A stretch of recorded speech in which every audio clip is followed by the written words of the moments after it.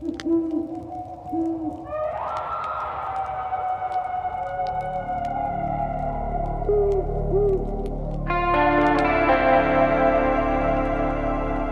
Appalachian Mountains are some of the oldest in the world, and we just happen to live in them. One thing we can tell you, there are ghosts in the mountains.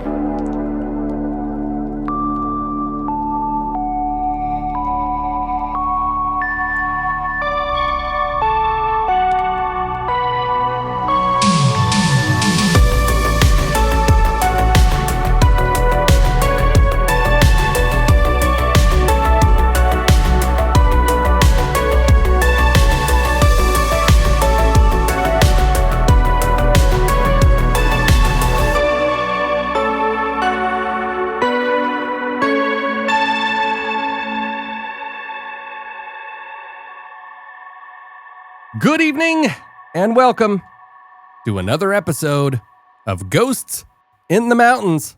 I am your host, Caleb Hanks, and as always, I am here with the doctor, the captain. He is neither a doctor nor a captain, but I always call him that. Dr. Captain Austin Burgess. Brother, how the hell are you tonight? Doing great. Kicking off 2026.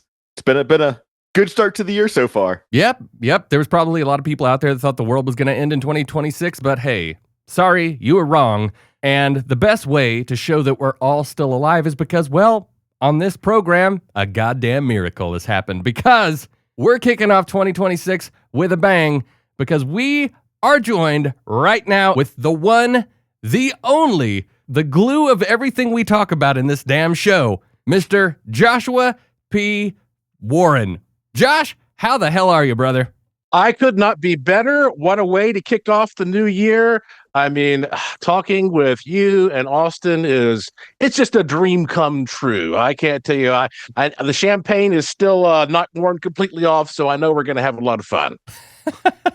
Absolutely, my man. I'm feeling the exact same way. So, dude, so on the podcast for the past year, I have talked at length about my time with the Lemur team, all of the crazy investigations we did, all of the interesting science experiments that we did when we were part of that, and just the camaraderie that you and I especially had because, dude, when you and I were hanging out, trouble was going to ensue. I was like, there were no two ways about it. But, you are a Western North Carolina native. You got your start doing, ghost hunting and paranormal investigation and writing books here in the area. But you've been gone from the area for a little while. I don't think that your relevance or people knowing who you are around here has waned at all. But if you would, just in case there is somebody out there that's listening to this podcast and for some reason doesn't know who you are and where you come from and what you're all about, would you give everybody a quick little rundown of that whole shindig? Yeah, sure. Well, my family on both sides have been in Western North Carolina since the 1700s. And my mom was or is one of 10 kids. My dad is one of 7 kids. So I had a huge family. And I grew up hearing all of these crazy stories about like the early settlers and the pioneers and the legends and the folklore and all of the Native American tales. And I was inspired by all that. And I didn't know how much of it was true and how much of it was just fun around the campfire. And I started writing and publishing when I was just a teenager. I published my first book of fictional, scary short stories when I was, I guess I was 15. And then right after that, I got a job working for the Asheville Citizen-Times, writing articles about haunted places in the area. And as I continued to learn more and more and gather stories, I ended up writing a book that came out in 1996 called Haunted Asheville. And it was the very first book of Asheville ghost stories ever written. It coincided with the Grove Park Inn hiring me to do the first ever official Pink Lady investigation. And of course, the Pink Lady was always kept a great secret at Grove Park. She was a forbidden topic. And then there was a complete 180 in terms of the marketing plan around that time. And so I got a lot of TV coverage right when the book came out, right when Grove Park was promoting things.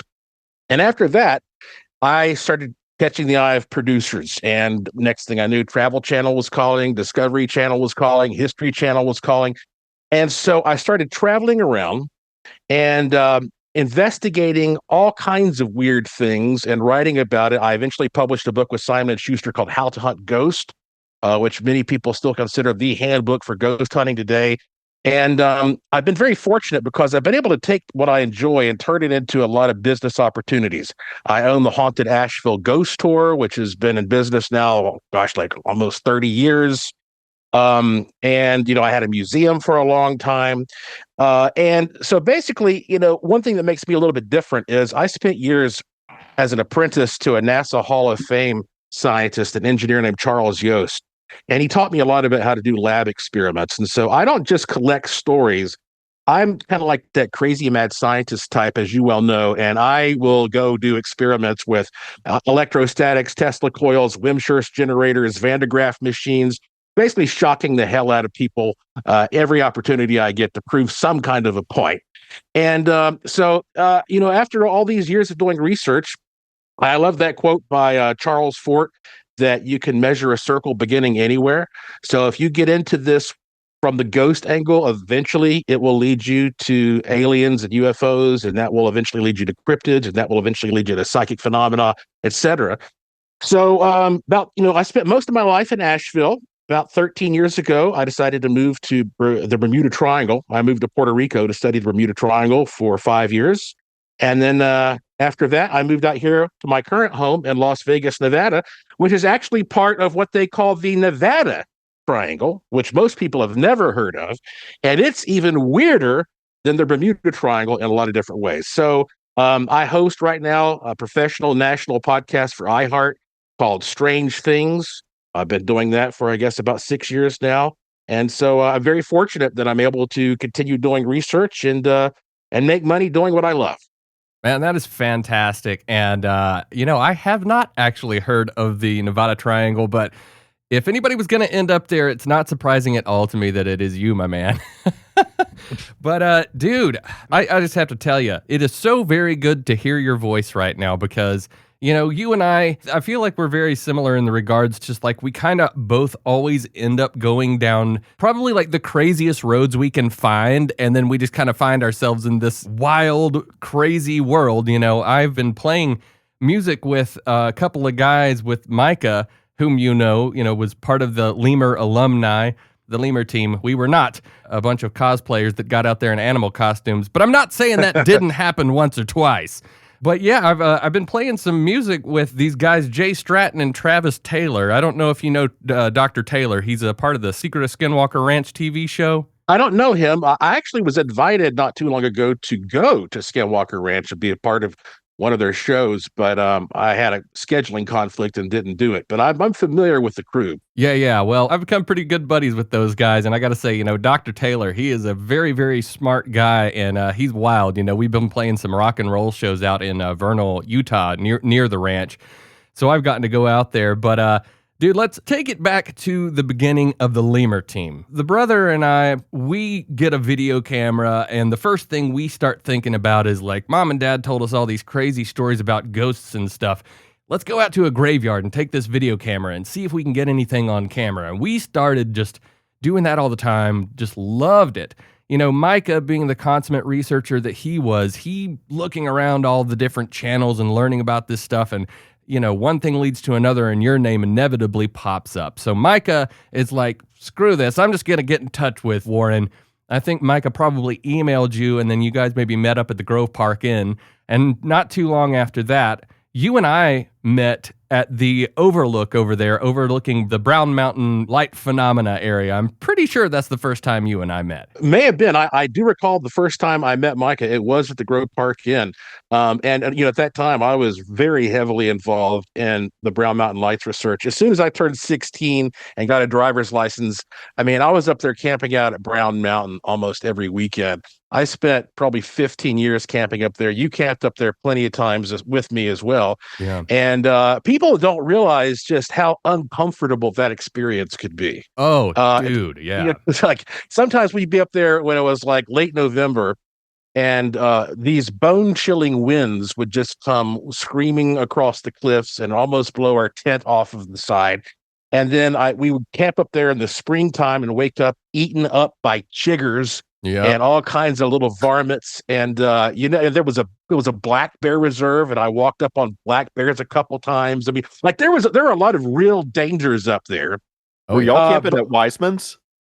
no, huh? I got a permit from the Forest Service to open up one of their gates. So I had to stop by the Oh, Nebo okay. Forest Station, and they gave me a key. I had to sign some papers, and I would open the gate, and usually there would be a tree or something like that across the trail at some point. So we would have to get out with a chainsaw and like clear our way. And so we drove way back up to this particular vantage point, kind of behind the Wilson Creek area. So we had a good close view of the entire mountain. We didn't want to camp on the mountain, of course. We wanted to see the whole mountain, but we were kind of on the opposite side from Wiseman's view. Okay. It was an amazing adventure. It was every night was magical. So many weird things happened.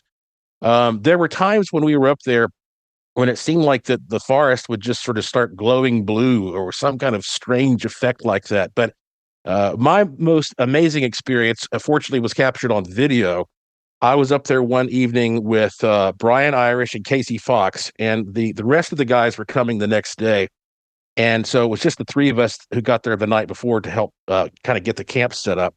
And at one point, here we are in the middle of nowhere in the woods, and we look over, and there is a giant ball of light. Now, it's very difficult to tell how big a ball of light is in the woods at night because you don't know exactly how far you are from it. But to me, I would say it looked like it was easily the size of 2 or 3 beach balls or something like that. And this light, I noticed it just behind some of the nearby trees, and it was just slowly rising up into the air, and it had a little bit of a flicker to it. And we just watched this light just rise. It was a white light, just rose straight up into the air until it disappeared. And we got it on 2 video cameras. And as a matter of fact, I think if you go, if the website's working right now, to brownmountainlights.com, you'll be able to see that video. I need some of my old websites need to be redone because of security settings and all that. But anyway, it's out there. But sorry to get off on a tangent, but I just wanted to tell you about, like, one of the crazier things that I have seen in person. And it's one thing to see lights at a distance, but I almost felt like if I had a baseball, I could have thrown it and hit that one. So it's a real phenomenon. Whatever it is, it's it comes and goes. It seems like over time it has like sort of like ebbs and flows. That website is still active. Just checked, and there's a very old picture of Caleb and Micah on there as well. Yeah, that was from an expedition that we did. I think it was October. I think I was probably 16 or 17.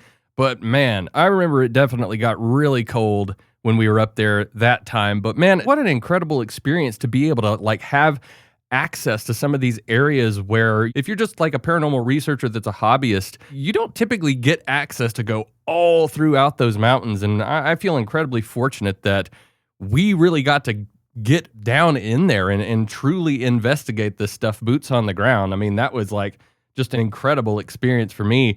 Gosh, there's like so many different things that I want to touch on while you're on here. I think that one of the most interesting things that you ever were talking to me about was when you were in the attic of that house. So this conversation, people, is going to be all over the place because there's a lot of history we're having to sift through.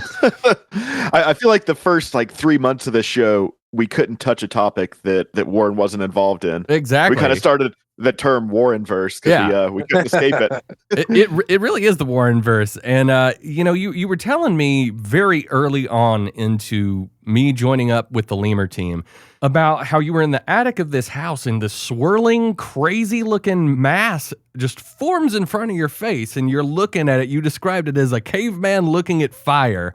And at the last second, you thought to grab a picture. I mean, would you mind recollecting that for me? Because it's been so long since I've heard you talk about that. Yeah, absolutely. That was the first time that I really can say I saw a ghost. Right. Up until that point of time, I'd seen other weird things. I was at a house in South Carolina, and I watched a little decorative ceramic dove sort of launch itself off of a wall in a poltergeist-like manner and break on the floor. And, I'd seen all kinds of odd imagery, but I'd never actually seen a per se ghost with my naked eyes. And I went to speak at before a class in AB Tech. And afterward, one of the students came up to me and said, I've been wanting to meet you for so long because I have moved into this house. It was near Tunnel Road. And she said, I live there by myself. And she said, I am going to move out of this house if something can't be done to stop this ghost that's in there. And I said, well, okay, well, tell me about it. And she said that she started seeing shortly after she moved in, some kind of a misty form. And then occasionally this form would appear as a man and as like the silhouette of a dark man. The first time it happened, she actually called 911 because she was thinking somebody had broken into her house. So she was very serious about this. And so I said, sure, I'll come check it out. And a few of the guys and myself, we went to her house. I brought all kinds of equipment. By the way, I, to this day, have 3 storage units all over this country, packed from top to bottom, side to side, with every type of instrument you can imagine. It's ridiculous. I got to get rid of some of this stuff. I've been hoarding instrumentation and scientific gear for too long. But I brought a barrage of things over there. And you know what? The first time we were there, I did indeed measure a lot of inexplicable electrostatic fields and some EM fluctuations that I couldn't explain, but I didn't see anything. However, she had some pictures she showed me that were quite compelling. One of them, actually, a couple of them, showed people visiting her house, and when the picture would develop, there was indeed this big, thick, milky, wispy form around the person in the picture. And I started taking photographs when I was a little kid. I've developed photos. I've used medium format and even large format cameras. I know how to analyze paranormal photos. At least I used to back in those days. Now it's very, very difficult. But No doubt. I said, okay. She said, here's the thing that she said, what made the difference for me? She says, one night I woke up and whatever this thing was, it was in the bed with me. And she said, that's the bottom line. So I'm moving out. And I said, well, look, I don't know if we can get rid of this thing, but let me come back one more time and see if I can learn more about it. So on the second visit, which was a few days later, I was going through the house and I just so happened to be in the attic, which was a rather large attic with another researcher named Rob. And at one point, Rob just said, Josh, look. And I turned and Rob was about 3 feet away from me. And right between us was this big, swirling, blue-gray mist that was, I would say, a little bit larger than a basketball. And we're talking about this thing being inches from our faces. And I'll never forget, as I looked at it, it was kind of translucent, but it also had a structure to it. It seemed like almost there were these sort of little angular ripples that would sort of shift around it like facets. It was the strangest thing I'd ever seen. So as you said, indeed, I was like a caveman looking at fire for the first time because my brain is flipping through the filing cabinet trying to figure out what this is. Like, what do I relate this to that I have experienced before? And nothing was popping up. And so here I am dumbfounded. Rob is dumbfounded. I reached out and touched it. When I touched it, the ripples moved a little bit around my hand and it was icy cold in the middle. And sure enough, it gave me that electrostatic feeling like the one you would get if you put your knuckles up to an old television screen. Yeah. And so I touched it and Rob touched it. And then before us, it began to dim slowly and slowly. And all of a sudden I realized, oh crap, I got a camera around my neck. This whole time I was just like, I just wasn't even thinking. So right before it disappeared, I was able to get one photograph of this thing and it showed up. And what's great is that, even though I wish I'd gotten it in its fullest form, it was distinct enough that you can see Rob there looking at it. You can see my angle on it. You can see that it's there. We had the instrumentation that was going bonkers right as it started to really brighten up. And here's the thing that's so wondrous, but also frustrating about that experience. So here I was in a haunted place with all this haunted history, all these witnesses. Sure enough, I see what the average person would call a ghost, some misty thing floating in the attic. Right. I'm looking at it. Another guy's looking at it from the opposite point of view. I get a picture of it. We get measurements. But then what do? How do you prove that was a ghost? It's not like you have the Ghostbusters crap that you can suck it into and stick it into the museum. Yeah. And so that made me start thinking like, well, how do we prove what a ghost is? And I challenge everybody listening out there right now. Think about this. What would it take to prove to you that ghosts exist? Now, I realize that we can get into all these different definitions of a ghost because, that's one of the things I wrote about in my book. That's a longer conversation. Yeah. But what do we need to do? There are people who say ghosts don't exist. What will it take? I have done a lot of work over the years trying to get 3D footage of ghosts, and I've had some success with that. I just recently bought a 360 camera that I'm going to be taking to some really haunted places here in Las Vegas. What do we need to have to prove scientifically that ghosts are real? Interesting question. Yeah, I mean, that really is a great question. We did an episode not too long ago where we were talking with Brother Micah about a lot of this stuff. It was just called What Are Ghosts? And I mean, we went into everything because you have these traditional ideas of sometimes you have a ghost that will acknowledge you and interact with you. Sometimes you have this ghost that seems to be some kind of an imprint that just doesn't really acknowledge you. It just shows up, does its thing, dissipates, it's done. I personally have never been lucky enough to witness what I would call, as the Ghostbusters would refer to as the Class 5 roaming specter, a full-bodied apparition. I've never, ever seen anything to that degree. However, as I found out as we've been going deeper and deeper into this podcast, I apparently have had a lot of regressed paranormal experiences that I didn't realize I had over the years, and I'd like to throw that at Dr. Taylor sometime. Be like, hey, how do we prove to people that a ghost is real? What would it take for that experience to be meaningful enough to people to make them believe? And that could potentially take us into interdimensional stuff. I don't know what that whole situation is, but you kept mentioning the name Rob, and that brings one other Rob to mind that for the longest time, I've always thought, Warren, you are one of the ballsiest people I've ever met because you're one of the few people I've known that looked at your friend and mine, Robert the Devil Doll, and went, you know what? I'm going to go down to Key West and spend some time with that guy. So Austin and I did a couple of episodes during Halloween where we're like, let's think of like truly the spookiest shit we can think of. And let's really go down the rabbit hole on these things. Again, Austin is an incredible researcher.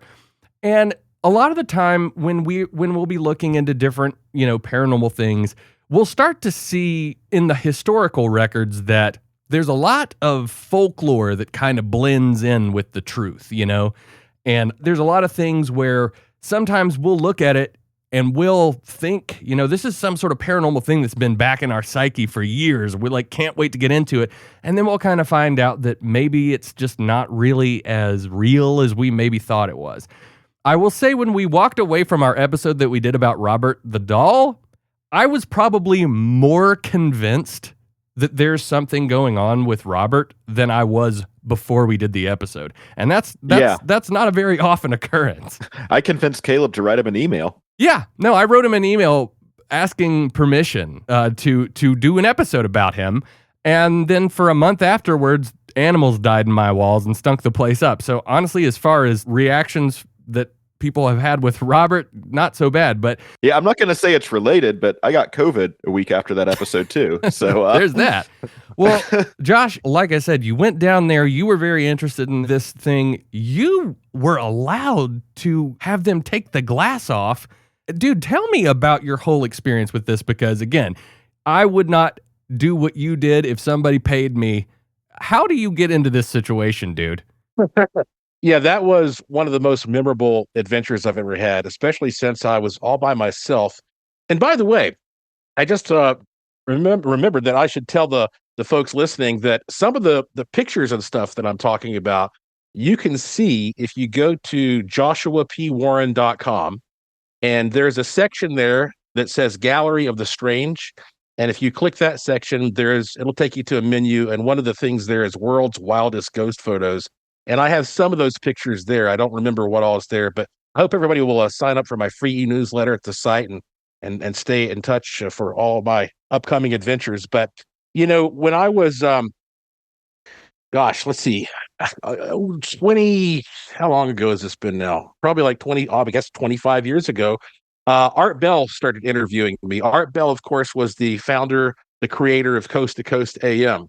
And which is funny because I now live about an hour from where he lived and where he broadcast his show. He's no longer with us, but I have a hell of a strange thing in my living room that I got from him, but that's another story. So That's awesome, man. yeah. And so George Norrie took over for Art Bell, and George is just obsessed with Robert the Doll. George has a real fear of dolls. And so it seemed like every time I would go on Coast to be interviewed by George, eventually he would ask me about Robert the Doll. And at one point, I said to George, well, because George is in California, I was living in North Carolina. I said, you want me to just go down and see what I can find out about this doll? He goes, yeah, we'll do a whole special thing about it. So I flew down to Key West. I'd never been there before. Beautiful place, had a great time. And I was so lucky because the people there who were in charge of the doll, they at that time were happy to have the publicity. Now it's a little more wishy-washy. People are a little more protective of this doll. But basically, the doll is in this display at the East Fort Martello Museum, which is just, it's an old fort. And at that time, and I haven't been there in years, this was 2010, I think. At that time, he was inside of a big, heavy glass case sitting on top of a podium. And so when I went down there, I met with the staff. And in fact, the doll is controlled by politicians. There's like a local historic board that's run by the local politicians. And so there's a lot of bureaucracy involved in getting anything done there, which is why it made it all the more amazing I got to do what I did. Yeah. So without going into the whole story behind Robert, I started meeting with a lot of people in the community who told me about having Robert encounters. I talked to a man who is a bona fide, respected, credible lawyer who's lived there his whole life. And he and his brother at one point in time got to be the caretaker of the house where Robert was kept. But this is when he was still in a private house. And they actually saw Robert get up and run around the house. Holy shit. And yeah, and the guy swore to me, and I mean, I met this guy in person. And I mean, again, this is a guy who makes a living as a lawyer, so you can take that for what it's worth. But I mean, you would think he'd want to be considered a total wacko by telling stories like this. So Right. anyway, so the first night I was there, they let me go there at 2:00 in the morning all by myself. There was a guy there to unlock the door and let me in. He said, I'll be back in a couple hours. And left me there in the room alone with Robert at 2:00 in the morning. And of course, I'm sitting there talking to Robert and being very nice to him. And I called into Coast to Coast AM. I was like, George, you're not going to believe it. I'm here, live. I'm right here looking into the eyes of Robert the Doll as we speak. Nobody else is around. And I gave my whole story and my spiel. And the thing about Robert is there's no doubt he's eerie. Yeah. But I think that it's almost like his expression kind of changes a little bit. And I mean, maybe it's my imagination, but sometimes he looked to me like he had like a little smile. And I thought, maybe we're buddies. We're getting along here. I'm being very respectful. I was telling him like, look, I want people to understand you and your story because this doll has been the focal point of hatred. And he's been used as a scapegoat for all these bad things for so many years. Yeah. And so finally, a couple of nights later, so I spent like 2 or 3 nights down there, and on my next to last day, they actually got permission from the mayor, believe it or not, to send a couple of guys over there to remove the case. And they said that the glass had not been removed in over 4 years. Yeah. And so these 2 guys came out and they put giant suction cups on this thing and very carefully lifted up this glass and set it off to the side. So I was able to go up there and touch Robert, which was amazing. But I knew right off the bat, the first thing I should do was shine a UV light on him, because that UV light does not usually penetrate glass. And so I don't think anybody had ever shined a UV light on this doll. And so having that glass removed, I knew it was an opportunity. I turned on the UV light and boom, right there on his sleeve appeared something that nobody else had ever discovered. He had a symbol on his sleeve. Weird looking little symbol that almost reminded me of some kind of a screwy little snowflake or something like that. And so I took all these pictures of it. And I didn't get any particular measurements off of him, the electric field, that were so weird, but it was also so humid. It was very, very difficult to take those kinds of measurements in that environment. So when I got back home, my wife, Lauren, had told me that all these crazy things had happened while I was gone, like that the alarm system kept going off at night and that she would hear people talking in the house and all these kind of creepy things were going on. But I didn't have any bad luck.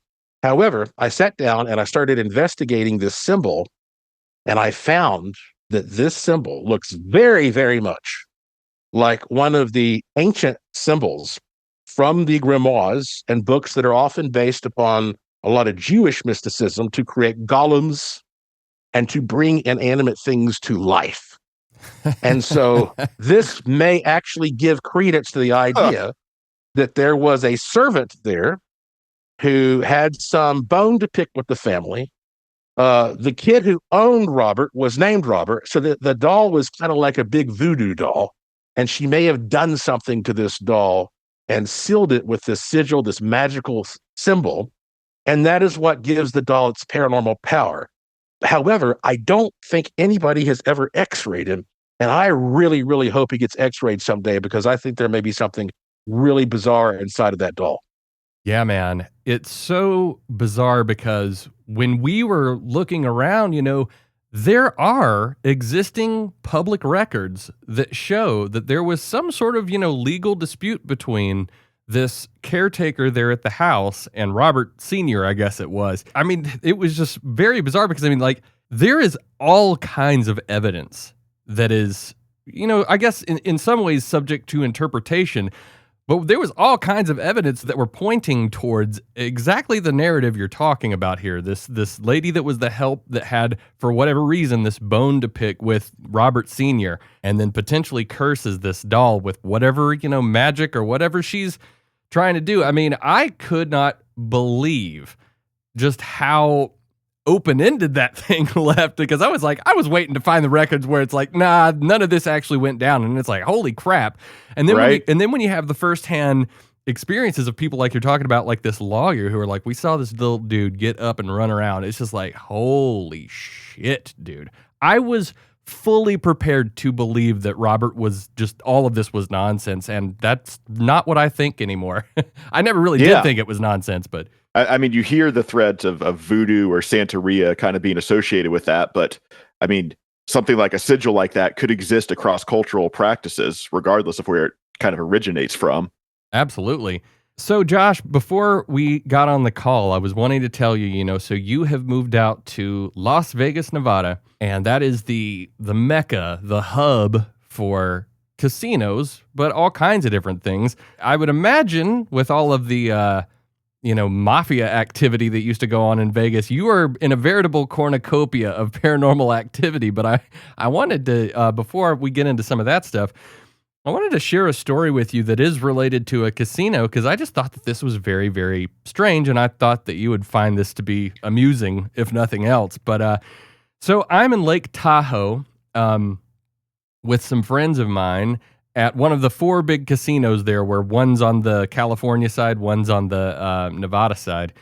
And my buddy Austin, not this Austin, but my other buddy Austin, he says, all right, man, we walk into the casino. He says, what are you feeling? And we hadn't really done anything like this, but he said, what are you feeling? And I just I shook everything loose, kind of just like shook my hands out, kind of stretched a little bit, cracked my neck. And I let my mind go completely blank. And I was like, the only thing that I can describe to you how this went down was I felt this invisible force that, in Donnie Darko, when he would have that kind of like water looking line that would come out of his stomach and lead him places, Josh? Yeah. I can only describe it as kind of feeling like that in my mind. Obviously, I didn't see anything, but I felt this thing, this force, pointing me back to this left corner from where I was in the casino. And I said, back left corner. And my buddy Austin goes, all right, let's go. So I just follow this feeling, and I walk back to that back left corner, I'm looking at all the machines and I see this one and it's got all these like light up plastic gemstones all over it, you know? I've been in tons of casinos and I hadn't quite seen one that looked like this, but I was like, dude, this is like, it looks like, you know, something you'd see from Gatlinburg, Tennessee. I was like, this is my jam. This is the one. I walk up to the thing, I throw $5 in the thing. Pull the lever once, nothing. Pull the lever twice, boom, $400. I was like, what in the hell, dude? So you've talked to me about, you know, your experience in casinos. Have you ever experienced anything quite like that? Well, I definitely have developed kind of a sick sense for which machines are going to hit. And I know anybody who's into statistics or, you know, professional gambling might say that I am a total charlatan for saying that, but I've got proof. Like, I'll tell you what, for example, my sister Jessica, she came out here in November, just this last November, to celebrate her birthday. And she brought a few friends with her. And so I told her about like how I'd been perfecting all my gambling skills. And so we were at Caesar's Palace there on the Strip. And I was walking through and I said, Jessica, I said, come with me, sit down in this bar. We're going to play these two machines. She goes, okay. So we sat down at the two machines and I said, one of us is going to hit a jackpot. I can feel it. I can tell it. I was so confident. I said, here, I'll give you the money to play. So I gave her $100 and I put $100 into my machine. She put $100 into her machine. Again, these are machines on a bar. And we were playing Keno, which all you do is you pick 5 or 6 numbers or whatever, and then balls drop. And if they hit your numbers, then you win. So she bet $2 every time she spun, and I bet $2 every time I spun. So that would give us 50 opportunities apiece, right? So she starts hitting the button, and in a few minutes, boom, she hits a jackpot. She got all her 5 balls. It was like, I think it was like $1,600 or something like that. Yeah. So everybody's all happy, and then the bartenders are like giving her free shots, and then the guy comes out and starts paying her, and then like 30 seconds later, I hit a jackpot right next to her, and everybody's freaking out at this point because the bartender was like, man, I've been working here for 16 years. I've never seen 2 people sit down next to each other and both hit jackpots like that within a few minutes. So, you know, I have tons and tons and tons of stories like that. As a matter of fact, some of my friends out here have said, you should just like teach classes where you bring people out and you teach them your tricks and you teach them how to gamble. Because I mean, every year I profit from gambling, and that's not supposed to happen. Right. But there is a sense, there's an intuition that some people have.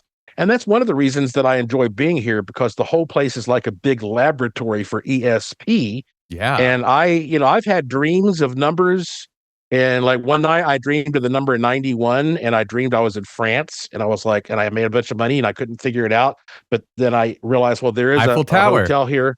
There's the Paris. So I go over to the Paris and I walk around and I'm looking for 91. I can't find 91 anywhere.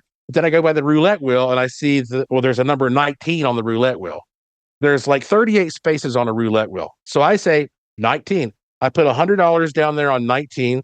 The guy spins the wheel. It hits 19. I get $3,500. Everybody at the table looks at me like they've seen a ghost. I get my money and walk out the door. And my wife, Lauren, says, that's the most amazing thing I've ever seen. Man. So, well, dude, you know, it's really very strange because I've looked into people like, you know, Russell Targ, people like that who have, you know, talked about developing their ESP abilities. I know even as far back as when I was a little whippersnapper and you're showing me all the crazy experiments and we're shocking each other with capacitors in your kitchen just for shits and giggles. I would dare say that you have probably over the years in so many different ways, maybe just like trained whatever part of that brain is of like intuition or ESP. I mean, would you attribute that to why you feel like you've become so successful? I mean, whatever you think of that, I mean, I'm interested to know.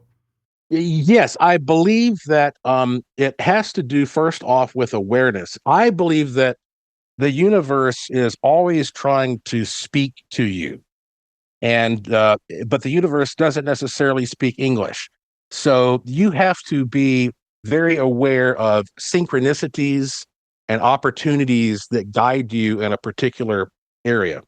And that's step number one, is just being sensitive to your environment and not believing that everything is just a coincidence.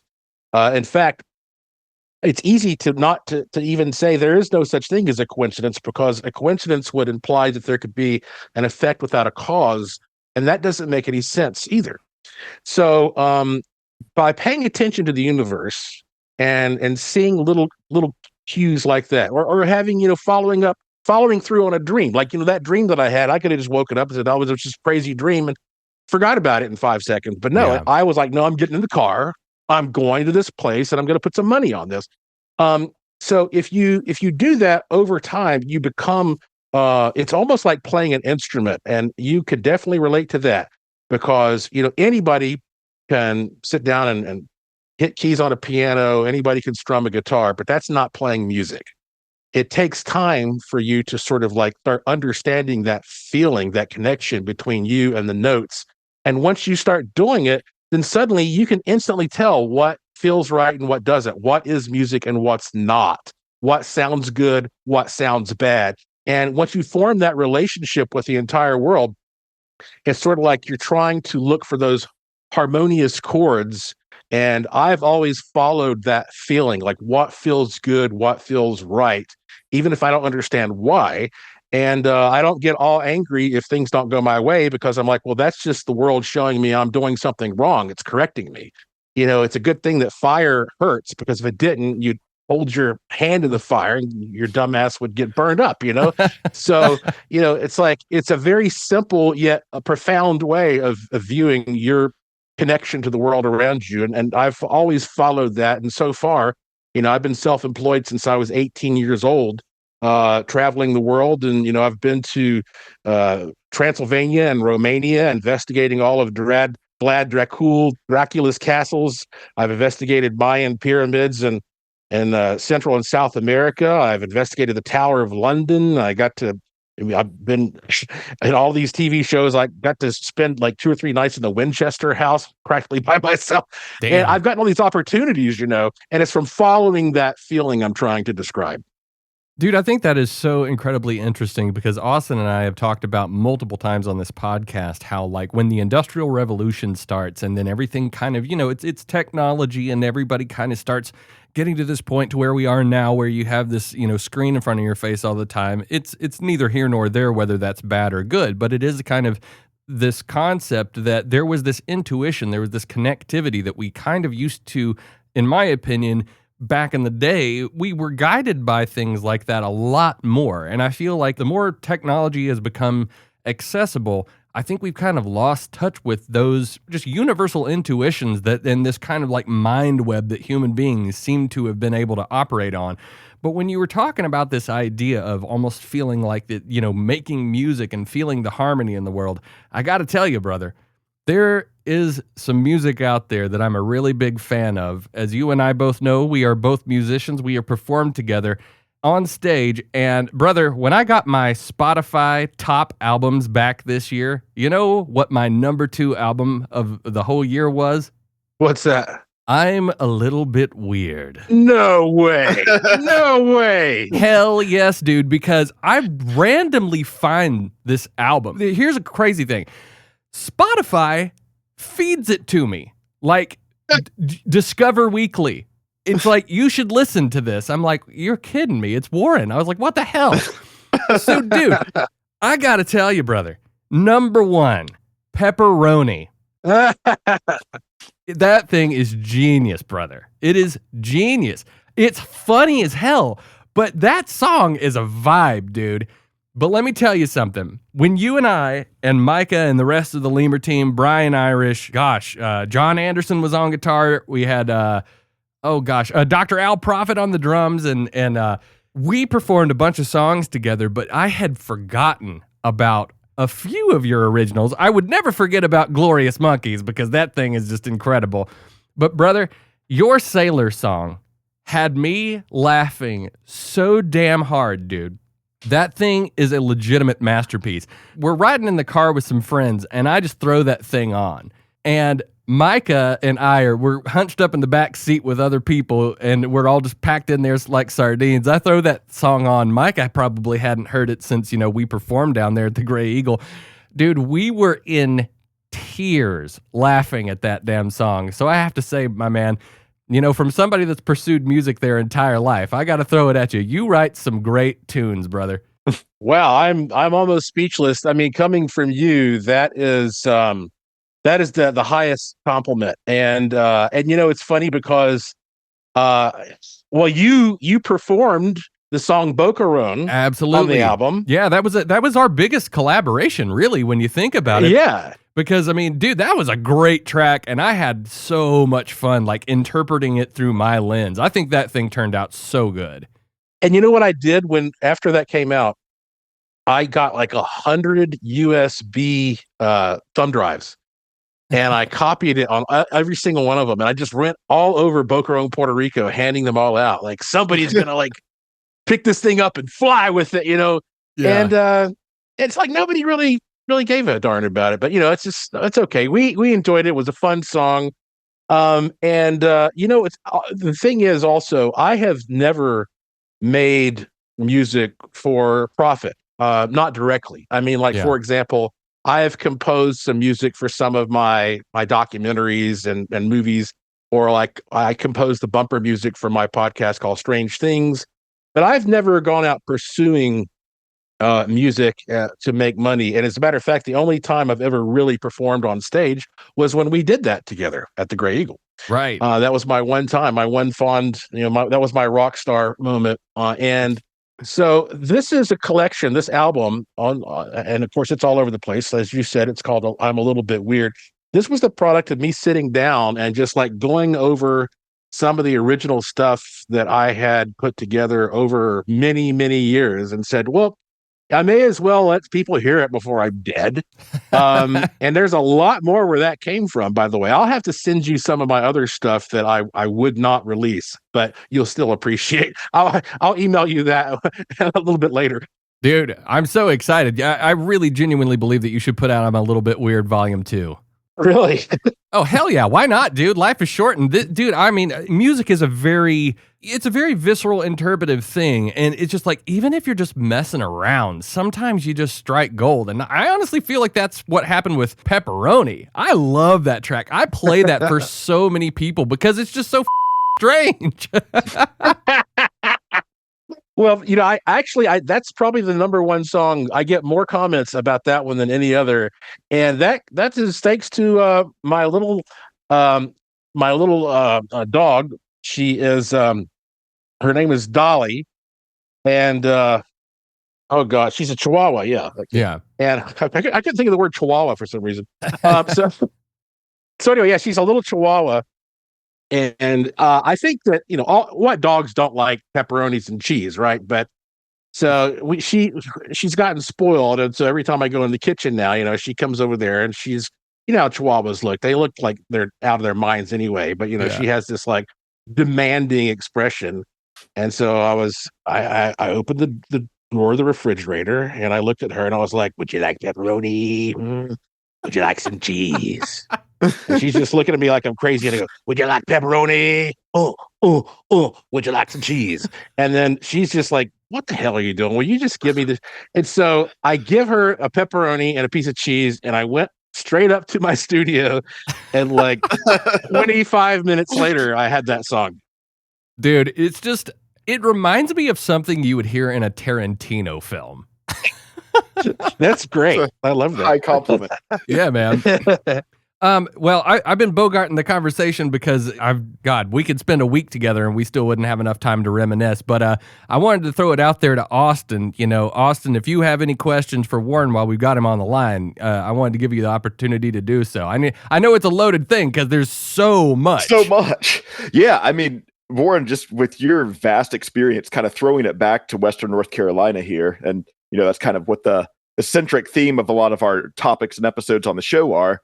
And like I mentioned, we've obviously dug into a lot of stuff that you've been involved with. Would you say there's anything almost kind of under the radar in Western North Carolina that we could look into for some potential future episodes? Well, that's a great question.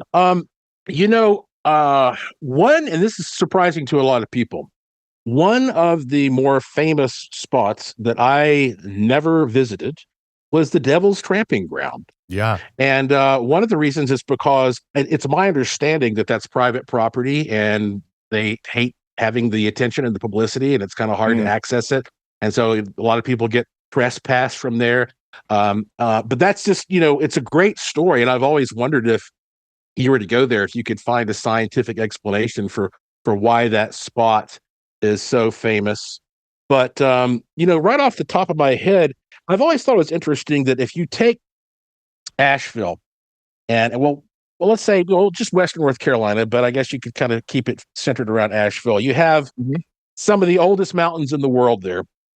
And if you start drawing a line to the east, well, then you pass through this area known as the Devil's Tramping Ground, and you pass through Brown Mountain, and you keep drawing that line out, and then you finally get to the coast where we had the Lost Colony, where all of the colonists vanished, and nobody knows exactly why that happened. And if you continue drawing that line out to the east, you finally hit the island of Bermuda, the top point of the so-called Bermuda Triangle. So it seems like there is some kind of an alignment of paranormal phenomena there. And I think it would be really interesting to get down to the detailed nitty-gritty and create a very good, specific map of all of these spots where people talk about mystical things. Chimney Rock has a lot of crazy stories about not only little people, but also these huge phantasms that appear in the sky sometimes. This was reported all the way back in the 1800s. But create a detailed map of all these spots and see how that North Carolina aligns with other places in the world. I don't want to go so far as just talk about ley lines or whatever, but I do think that the Earth is a power supply for many of these things that we consider paranormal manifestations. And so if we can start sort of like figuring out the circuitry of the Earth, almost like the meridians in acupuncture, it might not only allow us to understand more about how these things are being produced in North Carolina, but also sort of new places that maybe aren't explored so much, where we could say, you know what, nobody goes to this spot, so nobody talks about this spot, but I bet you there's paranormal activity here. Let's go here and see if there is something because it matches the map. Yeah. I think that's such a great line of thinking. And I think it also kind of dovetails into where we should probably, kind of wind this thing down. But, you're talking about this trajectory towards the Bermuda Triangle. And then you've mentioned now there's this Nevada Triangle thing. So, dude, you've been all over the place. You've come from right here. You and I mean, dude, we're literally related. You and I are cousins. Yeah. As crazy as that is. You're from the same soil that I was birthed out of, because I too am a Cabbage Patch Kid. But you've been all over the world, and you've ended up, as of currently, there in Las Vegas, Nevada, and you're telling me about this thing called the Nevada Triangle. So, like I mentioned before, I'm assuming that Las Vegas, with all of the crazy shit that's gone down in that place, I bet that place is a hot spot. And like you mentioned, you feel like it's kind of a laboratory for this stuff. So since you've been out there, can you tell us a little bit about some of the wildest paranormal stuff that you've experienced? Because, God, I mean, I imagine being able to spend that much time out there, you found a lot of stuff. Well, the Nevada Triangle goes from Las Vegas up to Reno, Nevada, and then over to Fresno, California. And, a lot of people think of the Bermuda Triangle and disappearances, but there have been more disappearances here. In fact, over 2,000 planes have vanished in this triangle over the past 60 years. That's about 3 every single month. Jesus. And, in the Bermuda Triangle, well, you have some of the deepest ocean in the world, so it would make sense that things would disappear. Here you have vast, barren desert and mountains with no vegetation. You got military all over the place.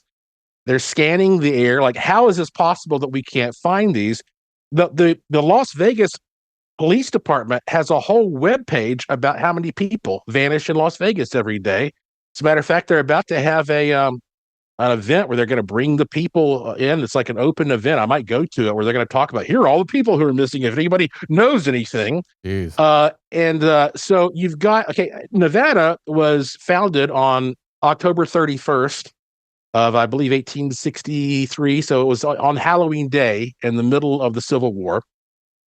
You have got more gold found here than anywhere else in North America. It's called the Silver State, but because there's a lot of silver here as well. But it's one of the top gold producers in the world. Gold is a very highly conductive and, frankly, a very mysterious substance. And you have these incredible currents of electricity, these telluric currents, as they call them, that flow all throughout the land here. And then you have this, the humidity here is the lowest around. We're only 2 hours from Death Valley. And then you have these winds that blow over the desert, creating these big electrostatic charges. And all these things mixed together. We have ghost towns here. We have the Lake Mead, which is the deadliest national park in the entire country. And so even though I could talk to you a heck of a lot about it, let me just say this. When I bought my house here, because I just bought my house about 4 years ago. Up until then, I was renting a condo. I wasn't sure if I wanted to buy a house, but I finally decided to pull the trigger. Around that same time, I was looking at other real estate listings, and I saw this guy had a few acres for sale right next to Area 51 in Rachel, Nevada. Of course. And I was like, here I am buying a house. The last thing I need to do is buy this like additional property on the side, but I couldn't help myself. So I paid the guy cash and I bought this land. Damn, dude.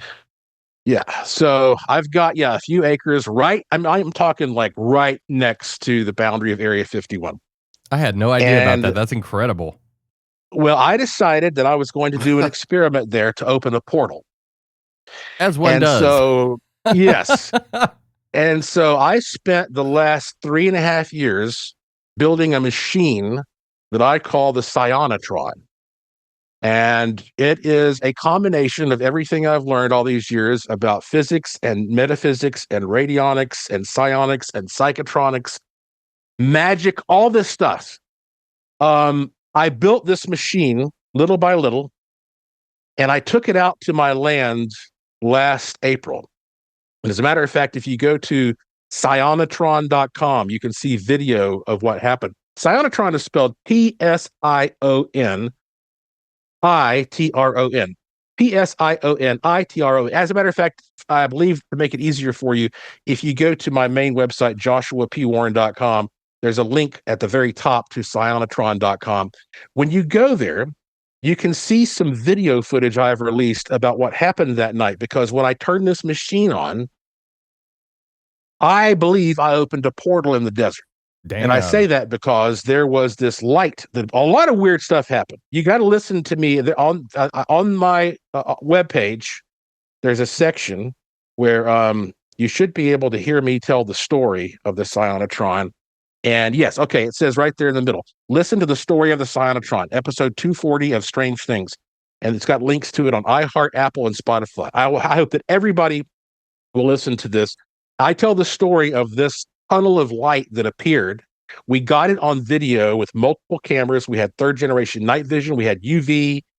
All kinds of UFOs started appearing in the sky. We got all that on camera. I mean, I'm telling you, this should be a whole episode of your show at some point. But this was such an amazing thing that I really believe that this technology, and it is a technology, and I can prove that because we've documented it so well. This technology, even though it could be a little scary to experiment with, could be used to open portals in a similar fashion in other places around the world. So definitely make sure you watch that short video and listen to me tell the story. And I would love to come back on after you've done that, and we can just talk the whole darn show about opening portals if you want to, because that'll take us all over the universe. Dude, I'm down. I'm so down. This sounds so wild.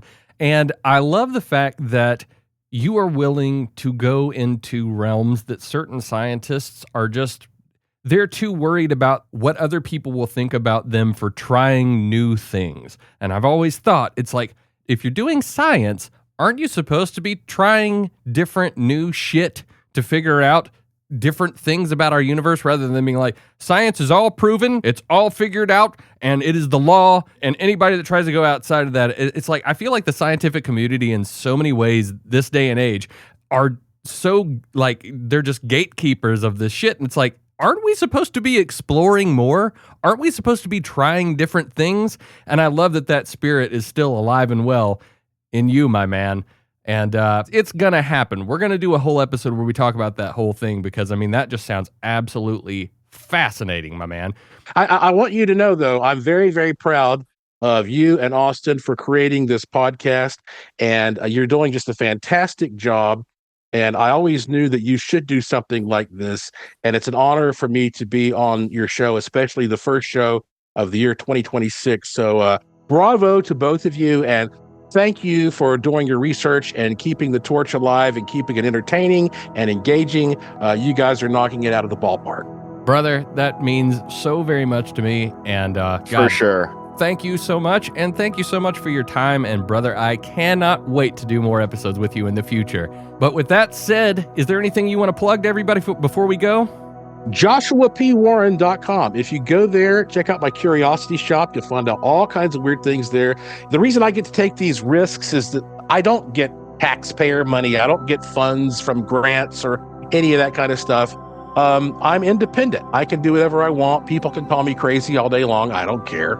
And so, yeah, I get to take the risks that a lot of people don't get to take, and that's because of the support that I get. So take the Haunted Asheville Ghost Tour if you're in Asheville. If you're near Las Vegas, take my Haunted Boulder City Ghost Tour. Buy something from the Curiosity Shop. At least look at it, even if you don't want to buy anything.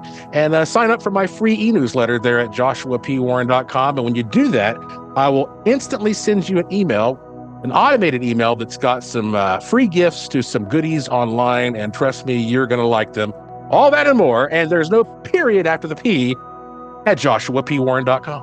Awesome, brother. Well, you know, back in the day when you used to host Speaking of Strange here at 570 WWNC in Western North Carolina, you would always end the show with a special phrase. Now, when we do our show, I typically tell people, hey, thanks for listening and stay spooky.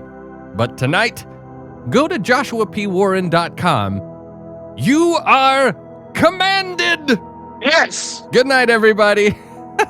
And thanks again, Josh. Hey, thank you.